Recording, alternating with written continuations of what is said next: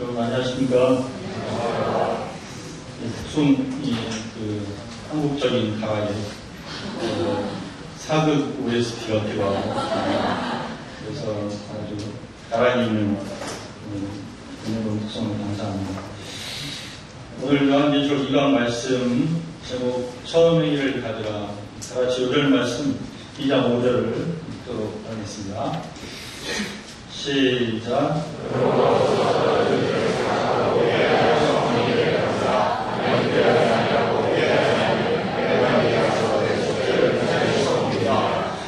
하나님 아버지 기록한 예배를 감사합니다. 성령이 충만하시고 하나님께 영광이 되며 우리에게 하나님의 말씀이 임하는 예배되도록 성령님께서 함께 하시고 인도하여 주옵소서. 이 시간을 온전히 성령 하나님께 부탁드립니다. 예수님의 이름으로 기도합니다.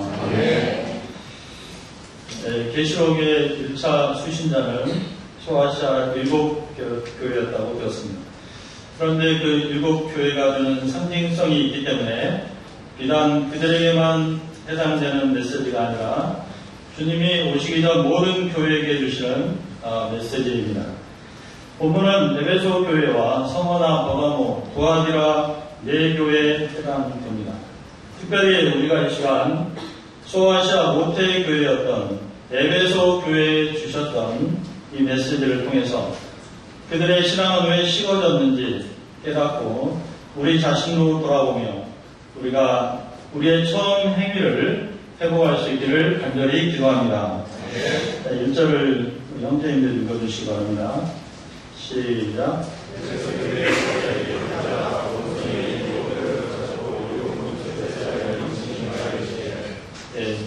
맨 먼저 에베소 교회에 편지를 한 것은 에베소 교회가 소아시아 7교회 모태 교회로서 그 영향력이 컸기 때문입니다. 에베소 교회의 사자는 누구일까요? 전승에 의하면 바울 순교 이후에 디모데가 바울의 후계자로서 AD 67년부터 90년까지 사역을 했는데 64세의 나이로 순교했습니다.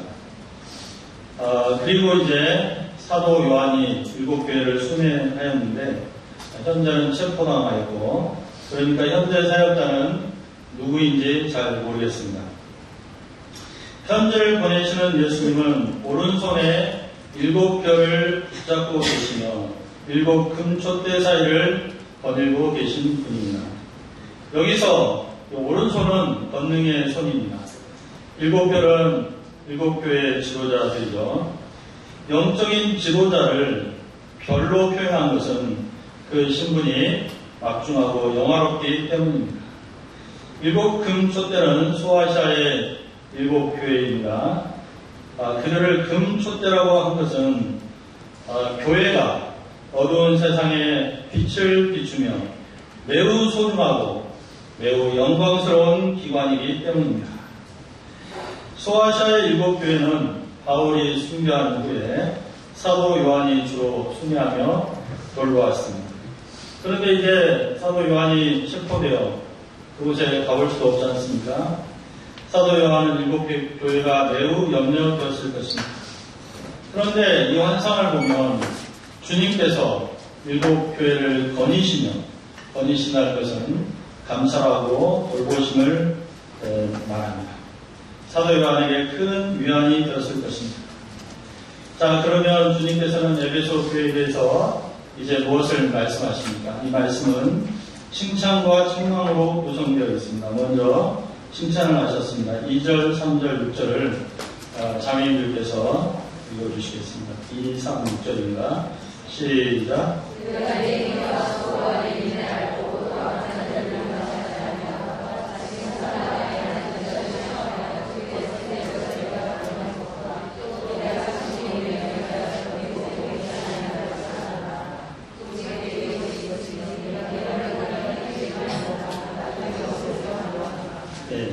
자, 그들은 수고하며 인내하고 참고 견디며 게으르지 않았습니다. 특히 특히 그들이 칭찬받는 점은 그들이 악한 자들, 거짓 사도들을 분별하여 용납하지 않았고 또 니골라당을 용납하지 않은 것이었습니다. 사도행전 19장과 20장을 보면 사도 바울이 에베소 교회를 어떻게 개척했는지 또 떠날 때 무엇을 당부했는지 잘 나타나 있습니다. 에베소 교회를 개척할 때 바울은 도란노 성에서 날마다 빠지지 않고 말씀을 가르쳤습니다. 그렇게 2년을 매일 가르쳤죠. 공중 앞에서 가르치고 또 각 집에 가서 말씀을 가르쳤습니다. 쉬지 않고 눈물로 각 사람을 도왔습니다. 이러한 영향력 때문인지 에베소 교인들은 말씀을 다른 교회보다 체계적으로 잘 알았고 또 바울을 닮아서 매우 부지런하고 열심히 있었습니다. 바울은 에베소 교회를 떠나면서 외부에서 사나운 이리 같은 자들이 침투하고 내부에서는 자기를 따르게 하려고 어그러진 말들을 하는 이들이 일어날 것이라고 예고했습니다. 아니나 다를까 그 말대로 에베소 교회의 자칭 사도라 하며 이단 사상을 가르치는 자들이 침투했습니다. 그런데 에베소 교회 성도들은 말씀 훈련을 잘 받아서 그들을 금방 또 잘 분별했고 그들을 절대로 용납하지 않았습니다. 이것은 쉬운 일은 아닙니다.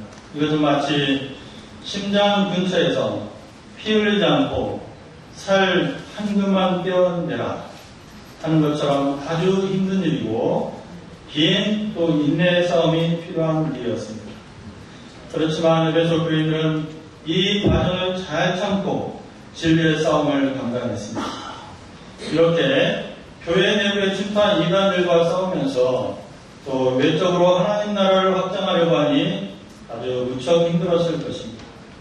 주님은 그렇게 교회를 지킨 에베소 교회의 수고와 인내를 칭찬했습니다. 하지만 예수님은 그들의 어떤 점을 이제 아쉬워하고 책망하십니다. 4, 5절을 우리 자매님들께서 다시 한번 읽어보겠습니다. 시작.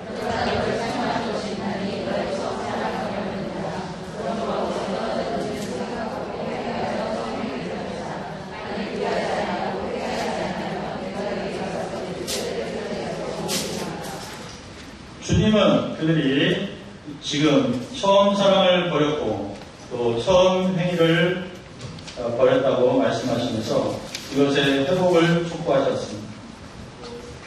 그러면 그들의 처음 사랑, 처음 행위는 어떠했습니까? 다시 사도행전 19장 또 20장을 보면 이렇게 정리됩니다. 첫째로 그들은 날마다 말씀을 배웠습니다.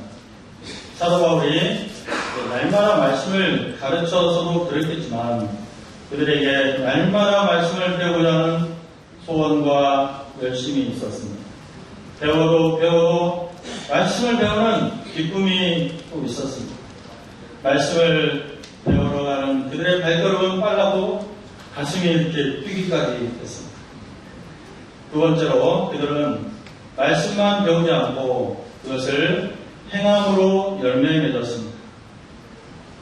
에베소에는 마술을 행하는 이들이 있었습니다.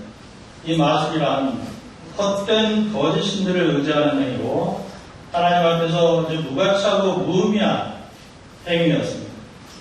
이것에 에베소 사람들이 많은 시간을 사용했습니다. 그런데 이들은 말씀을 배운 후에 이런 것들을 주장하는 마술책들을 다 불태웠습니다. 이들에게 주의 말씀은 힘있게 역사하는 능력이었습니다. 그러자 주의 말씀은 그들을 통해 소아시아 여러 도시로 힘차게 전파되어 나갔습니다. 또한 에베소 교회는 훌륭한 영적인 지도자가 있었습니다.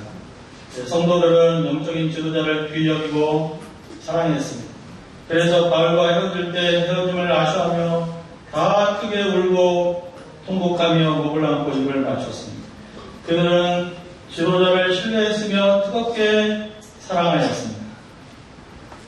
그런데 에베소 교회는 지금 이제 모든 면에서 왜 이렇게 식어지고 차가워진 것입니까? 첫째로는 자연적인 원인을 꼽을 수 있겠습니다. 에베소 교회는 개척한 지, 그러니까 각자가 신앙생활한 지 40년이 훌 넘었습니다. 우리가 이제 결혼한 지 한 40년이 넘었다고 생각하고 싶습니다. 의리로 살기로 결의했다는 그 부부 광고 카피가 생각납니다. 3, 4년만 지나도 권태기라는 것이 있는데 무려 40년이 훌쩍 지났습니다. 두 번째로 교회 생활에 대한 불신과 회의가 그들에게 들어왔기 때문입니다. 그들은 자칭 사도이지만 사도가 아닌 사람들을 겪으면서 교회 지도자에 대한 이제 불신과 회의가 들어왔습니다. 그리고 사람들이 이 니파, 네파를 나누어 싸우게 되었습니다. 그래서 이렇게 싸우는 사람들이 싫어서 교회에 가고 싶지 않다. 가난한 성도들. 그러한 사람들이 또 생겼습니다. 이들은 이제 차가운 마음으로 교회를 다니는데 마지못해 왔다 갔다 하는 정도에 이르게 되었고, 그들은 마치 불 꺼진 난로처럼 교회 생활의 폼만 유지했습니다. 그리고 이런 영향은 옆으로 아래로 알게 모르게 퍼져나갔고, 에베소 교회는 전처럼 소아시아 7교회 어머니 교회로서의 영향을 상실하게 되었습니다. 이에 대해서 예수님이 뭐라고 하십니까? 그동안 참 고생했고 사정들이 그랬으니까 충분히 이해한다. 그 상태로 쭉 유지해라.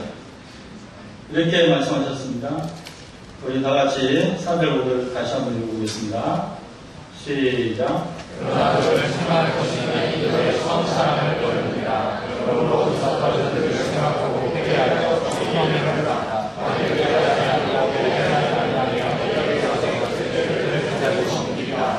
예, 자, 그들을 책망하시고 회개하라고 하셨습니다. 그들이 자신들의 신앙의 불이 꺼진 것에 대해서 책임을 다른 데서 찾지 말고 모두가 회개해야 한다는 것입니다. 이제 핑계 없는 무덤이 없죠. 우리가 원인을 항상 다른 데서 찾을 수가 있습니다. 교회 생활의 경우에 지도자에게서 찾을 수도 있고 또 교회 시스템에서 분위기에서 찾을 수도 있습니다. 맞는 분석일 때도 많습니다. 그러나 또 항상 그런 것만은 아닙니다. 영적인 지도자가 훌륭하고 교회 시스템도 좋고 분위기도 좋은데 또 신앙적으로 타락한 이들도 있습니다. 어디서 떨어졌는지를 생각하라. 우리는 정직한 마음으로 나의 신앙의 불이 꺼진 이유 앞에 대면해야 합니다. 많은 이유들 중에도 정직하게 나에게 해당되는 이유는 없는지 말입니다. 그리고 그 점을 하나님 앞에서 가슴 아프게 회개해야 합니다. 정직하게 회개하고 처음 주님께 대한 사랑, 처음 주님께 대한 행위를 회복해야 합니다. 우리는 어떤 상황에서 사실상 신앙의 불을 태울 수 있습니다.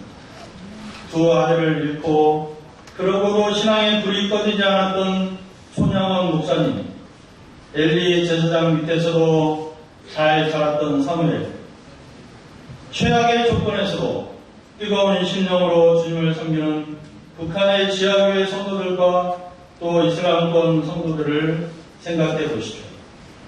여기 이 사진은 필리핀에 나오는 교회입니다.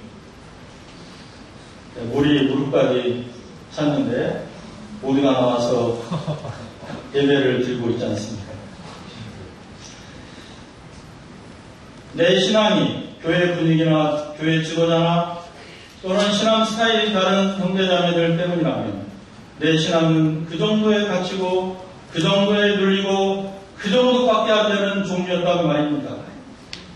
악천후를 뚫고 이륙하는 비행기는 그 비행기의 성능과 조종사의 능력을 보여줍니다. 추위에도 난로에 불은 타오를 수 있으며 추위가 심할수록 더욱 그 가치를 바랍니다. 현재 나의 영적 상태는 어떠한가요? 나에게는 하나님의 말씀에 대한 열정이 있나요? 말씀을 공부해도 이제 또 하고 싶다 이런 생각이 듭니까? 설레이는 마음으로 성경 공부에 임하고 형광펜으로 밑줄 쫙 이렇게 긋고 싶습니까? 말씀을 공부하면 한 가지 걸리는 그 문제를 진지하게 실제적으로 그 죄와 결별합니까? 하나님 말씀에 대한 부담감과 열정으로 열매 없이 전도를, 열매에 관계없이 전도를 하고 있습니다. 영적 지도자에 대해서도 문제점도 하지만 그 수고를 알아 고마움과 감사를 표시하고 있습니다. 많은 사람들이 시간이 지나면서 신앙이 변질되기도 하지만 또 많은 사람들이 여전히 세월이 흘러도 변함없이 뜨겁게 주님을 섬기고 있습니다. 찰스 스터드는 주님을 향한 우리의 열정은 해가 갈수록 더 뜨거워져야 한다고 말했습니다. 조지 밀러는 93세의 나이로 세상을 떠나기 그 전날에도 변함없이 새벽을 깨워 성경을 읽고 기도했습니다. 조지 위트필드는 세상을 떠난 그날에도 변함없이 청중들에게 전도 설교를 했습니다. 나이가 많아도 여전히 서로 사랑하는 부부가 있듯이 우리가 주님의 말씀을 사랑하고 복음을 전파하며 교회 지도자와 성도들을 더욱 뜨겁게 사랑할 수 있기를 기도합니다. 6절 하반절을 볼 때 주님은 우리가 회개하지 않으면 우리의 촛대를 옮기시겠다고 경고하십니다. 더 이상 교회의 기능을 못하게 하신다는 무서운 말씀입니다. 화면에 7절을 보십시오. 7절을 우리 다 같이 읽어보겠습니다. 시작.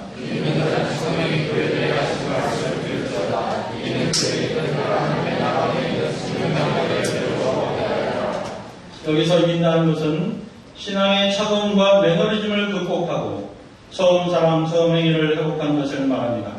그런 사람에게 주님은 하나님 나라 낙원에 있는 생명나무의 열매를 주어 먹게 하십니다. 이것은 꼭 죽음 이후에 낙원에 들어간 것만 의미하지 않습니다. 오늘의 삶 속에서 낙원을 경험하게 하시겠다는 것입니다. 생명나무의 열매를 우리에게 영생을 주는 것입니다. 주님께 대한 처음 사람, 처음 행위를 회복한 사람은 오늘의 삶이 낙원이 되며 오늘 나는 영생을 맛보는 삶을 살 수가 있습니다. 자, 8절을 보십시오. 8절 형제님들 읽겠습니다. 시작.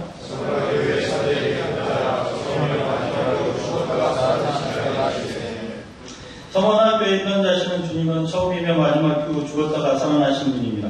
처음이며 마지막이라는 것은 반드시 심판하신다. 죽었다가 살아난다는 것은 악에게 지지 않고 승리하심을 뜻합니다. 서머나교회는 현재 환란과 궁핍 가운데 있습니다. 그것은 사단의 무리가 된 유대인들이 기독교인들을 로마에 반역한 무리라고 고소했기 때문입니다. 그 결과 기독교인들은 로마 중국자들로부터 재산을 몰수당하고 이제 알거지가 되었습니다. 예수님을 잘 믿은 결과 그들은 부자가 된 것이 아니라 거지가 되었습니다. 이럴 때 그들은 믿음의 삶에 회의하기 쉬웠습니다. 하지만 예수님은 오히려 그들이 부자들이라고 칭찬해 주셨습니다. 물질적으로 부유하지만 영적으로 거지인 사람들도 있고 물질적으로 가난하지만 영적으로 부유한 이들도 있습니다. 성화와 교회가 믿음으로 살고 주님께 충성한 것은 그들의 영원한 자산이 될 것입니다. 우리에게 죽음 이후에도 가치가 지속될 재산들은 얼마나 있습니까? 그런데 예수님은 성화교회 환란이 참 많았으니 이제 그만 상을 주시겠다 이렇게 하시지 않습니다. 마귀가 장차 그들 가운데 몇 사람을 이제 투옥까지 시킨다고 합니다. 왜 성화교회는 다른 교회에 비해서 그렇게 충성하고 그렇게 헌신하는데 고난을 또 더 받는 것입니다. 이 고난의 부익부 빈익빈 현상을 어떻게 설명할 것입니까? 그것은 그들의 믿음을 더욱 연단하셔서 더 큰 상을 주시기 위함입니다. 금은동 수준이 아니라 다이아몬드 면류관을 씌워주시기 위함입니다. 10절 하반절을 보십시오. 내가 죽도록 충성하라. 그리하면 내가 생명의 면류관을 내게 주리라. 죽도록 충성하라는 것은 죽음에 이르러서도 죽기까지 충성하는 것입니다. 이는 신앙이 생명보다 더 소중한 것임을 가르쳐 줍니다. 죽음은 우리가 겪을 수 있는 최대의 고난이고 우리가 만약 죽기를 각오한다면 어떤 고난도 두렵지 않습니다. 고난을 너끈히 감당할 수 있는 비결은 우리가 적당히 고난받지 않고 죽기를 각오하고 믿음으로 살기로 결단하는 것입니다. 버가모 교회에 편지하시는 주님은 어떤 분이십니까? 진리의 검을 가지신 분입니다. 12절입니다. 버가모 교회 성도들은 사탄의 권좌가 있는 곳에 살고 있습니다. 이는 버가모가 로마와 함께 황제 숭배 2대 본산지였기 때문입니다. 버가모에는요, 매일매일 황제 숭배가 있었고 1년에 한 번은 모두가 예외 없이 참여해야 하는 대대적인 황제 숭배 의식이 있었습니다.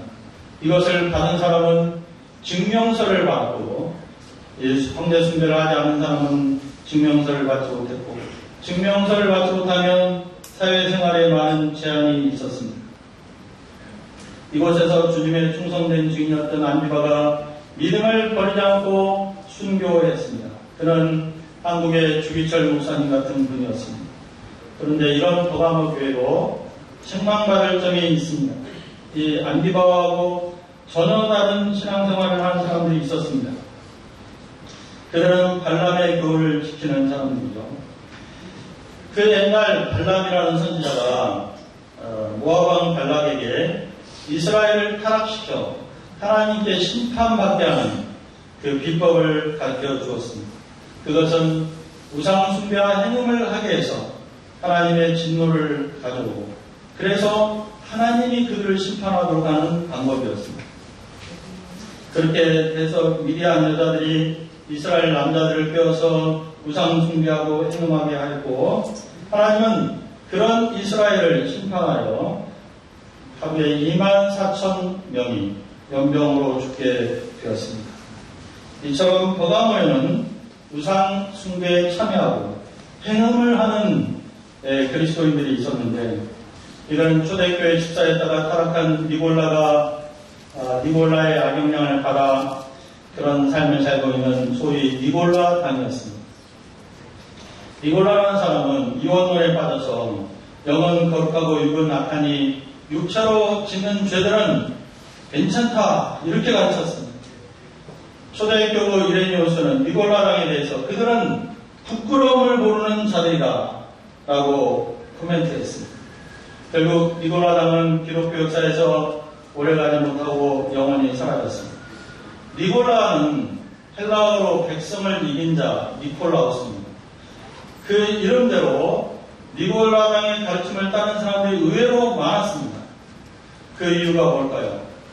사람들 속에 죄를 짓고 싶은 마음들이 있습니다. 그런데 이 니골라라는 사람이 교회에서 인정받는 영향력 있는 사람인 것 같은데 이 사람이 고상한 이론으로 죄악된 삶을 합리화시켜 주었기 때문입니다. 주님은 니골라의 가르침으로 자신을 타락한 사람을 합리화하는 사람들에게 회개하라 분명히 말씀하셨습니다. 그리고 만약 그들이 회개하지 않으면 주님이 그들에게 가서 진리의 검으로 그들의 그럴듯한 합리화 속에 감추어진 죄에 대한 사랑과 위선을 드러내고 심판하실 것을 경고하셨습니다. 자, 17절을 우리 다 같이 한번 볼까요? 17절입니다. 시작. 이는 성령이 그에게 약하심을 감사를 드리자 이는 그에게 그가 감사도 만나를 주고 교통들을 주변에 그의 시인을 들어가셨으니 예, 버가모 교회는 이기는 사람들이 있었는데 그들은 니골라당의 그런 가르침에 미혹되지 않고 죄와 싸우며 경건하게 하루하루 사는 사람들이었습니다. 주님은 그들에게 감추었던 만나를 주시겠다고 하십니다.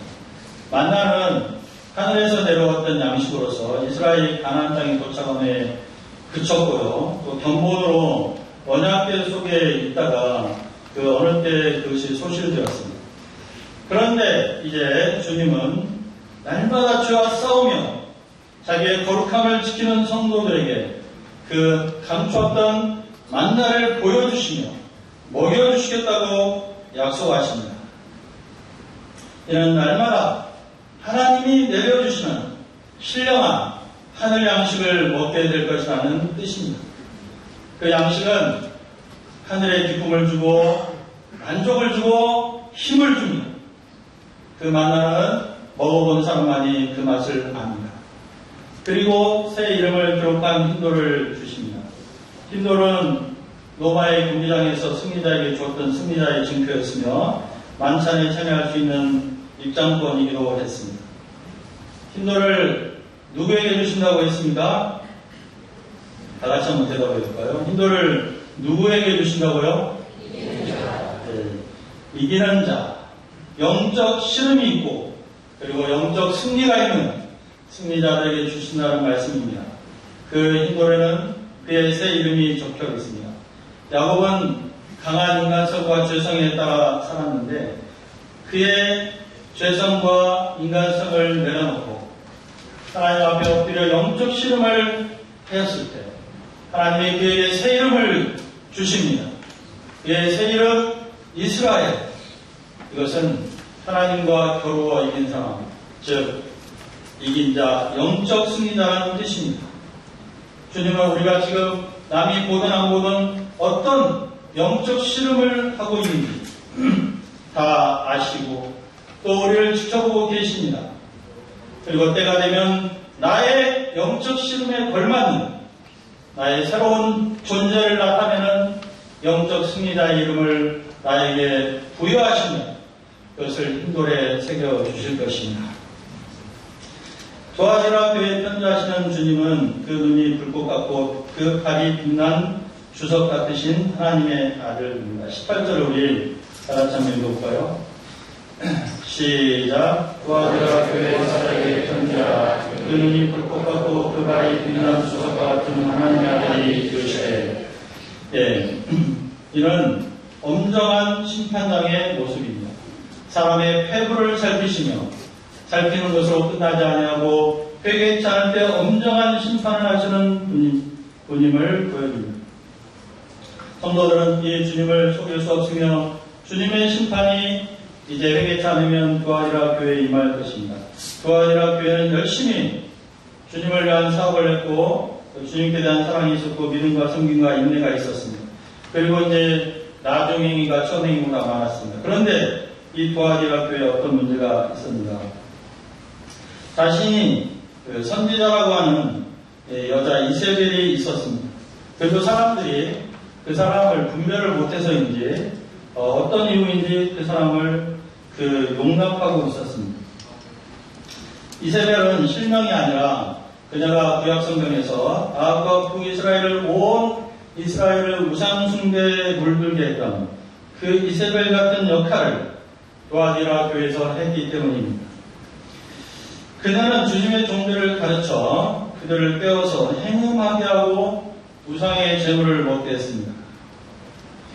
이 도와주라 교회는요, 필리포 개척의 교육자였던 누리아가 자기 고향 도와주라에서 세운 것으로 알려 있습니다. 그래서 이 필리포 교회처럼 이것도 여성들이 셌고 그 중에 한 여성이 문제가 되었습니다. 그는 자칭 선지자라고 했는데 자기가 하나님의 종이라는 확신이 강했습니다.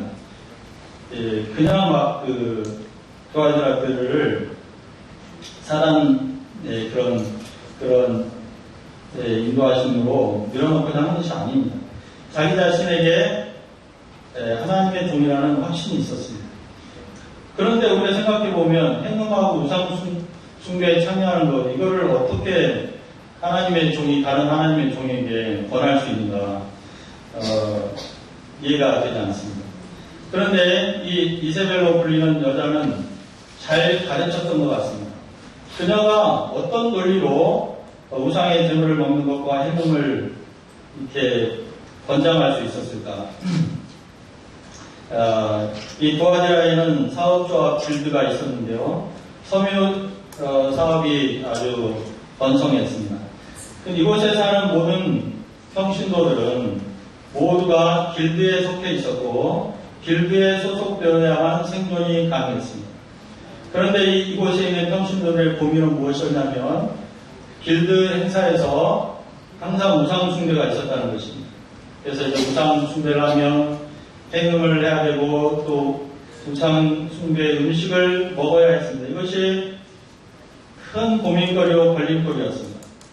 그런데 이 여자는 이들에게 그런 거 고민하지 말고 사회생활을 잘해야 되니까 우상 숭배도 참여해도 괜찮다. 이렇게 가르쳤던 것 같습니다. 우상 숭배 의식에 참여해서 행음도 하고 우상의 재물을 먹는 것 괜찮다. 왜냐하면 사회생활을 해야 우리가 생존할 수 있고 또 결국 세상에서 빛과 소금의 역할도 할 수 있지 않을까. 이런 참 궤변이라고 할 수 있는데 그러한 논리로 가르쳤던 것 같습니다. 주님은 두아디라 교회를 타락시키고 있는 이 이세벨이라는 여자에게 경고를 했습니다. 회개할 기회를 줬습니다. 그렇지만 그녀는 회개하지 않았고 이제 주님은 그녀에게 마지막 경고를 하십니다.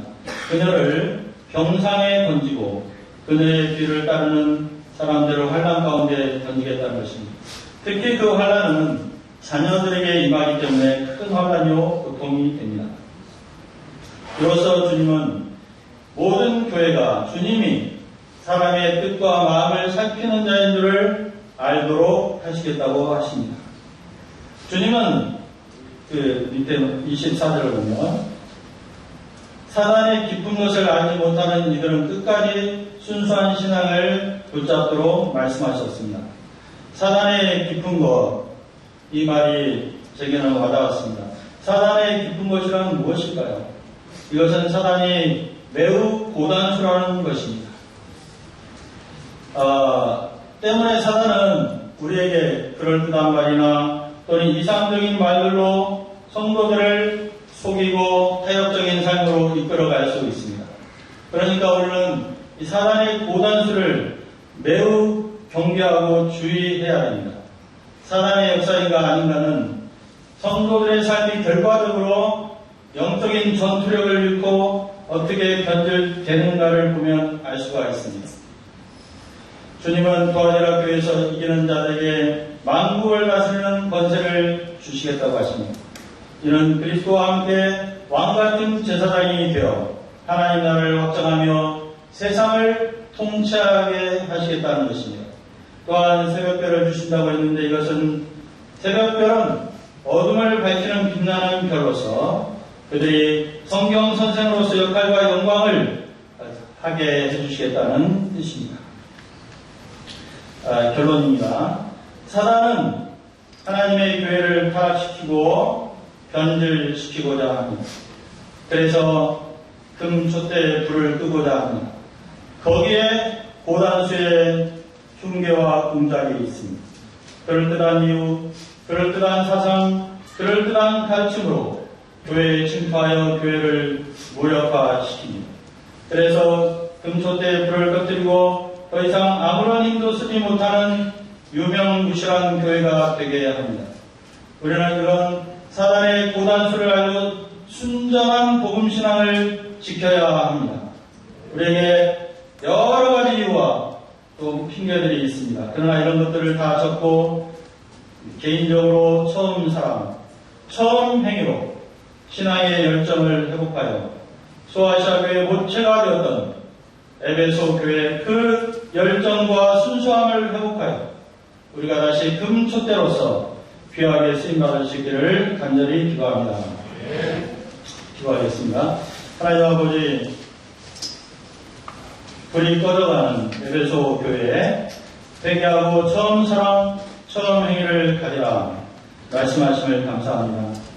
내가 가졌던 처음 사랑, 처음 행위, 말씀에 대한 불타는 소원, 그리고 영혼에 대한 뜨거운 열정, 이 모든 것을 회복하게 도와주시고 사단의 고단수의 흉계에 속지 않고 우리가 불타는 교회들을 지켜나갈 수 있도록